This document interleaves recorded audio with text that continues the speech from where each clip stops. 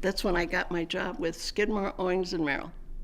SOM was revving up to start to design the Air Force Academy. And so Walter Netsch was out looking for designers and young architects that he could join the team.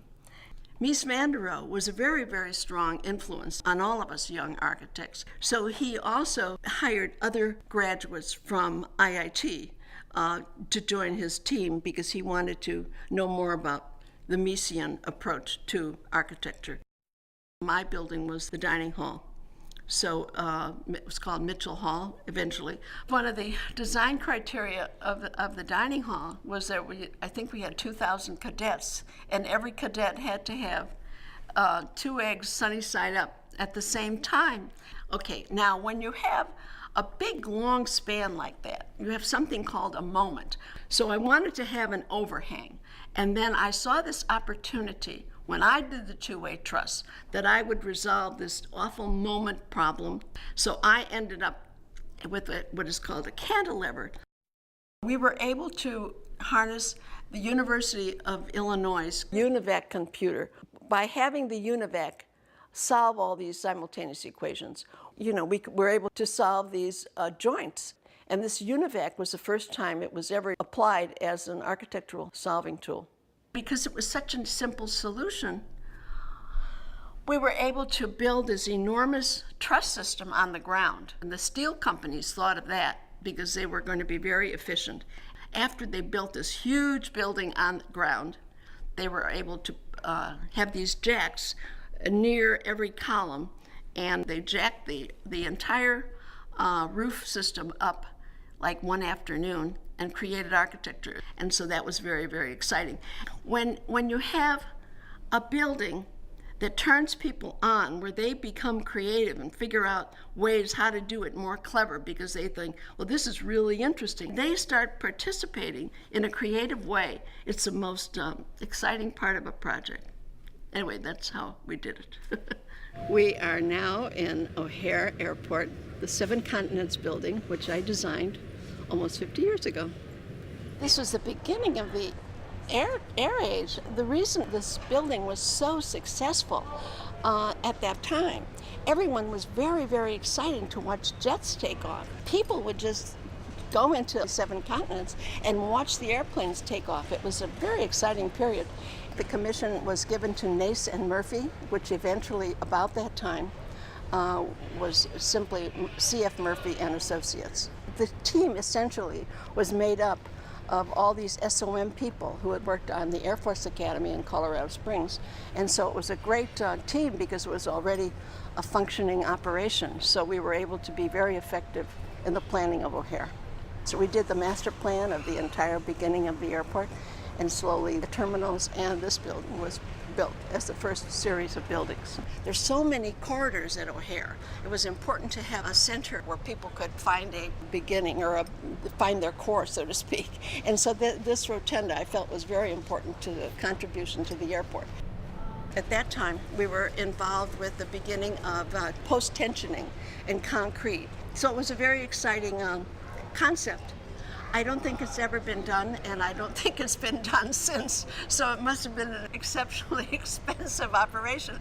Although we used very little material. We only used 5 inches of concrete to span 200 foot. So an extraordinarily less is more solution for the material, but probably to execute it was kind of delicate. Most buildings of people my age are now being torn down. So let's hope this stays out a little longer and they find some uses for it. Having a family ends up being prime in your life. That is really the most profound experience that one can have. It's very important to me. Donald Kerbis was Julian's tennis teacher, and I eventually married him. When Donald and I married, I had Julian, and Donald had a baby girl from a previous marriage. We had a blended family of Julian and Lisa. Then we had another daughter, Kim. Donald had been a tennis pro and teaching in the Chicago school systems, and I was beginning to open my own office, and we investigated the possibility of putting a tennis club in Lincoln Park It didn't work. And we finally found a small piece of land off Edens in Highland Park, and we started our tennis project. That was the first commercial indoor tennis club that was built, probably in the Midwest. Our general contractor failed us and walked off the job, so I ended up being a general contractor as well as the architect.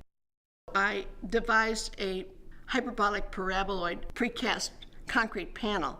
We were able to fit on 4 indoor courts and 4 outdoor courts.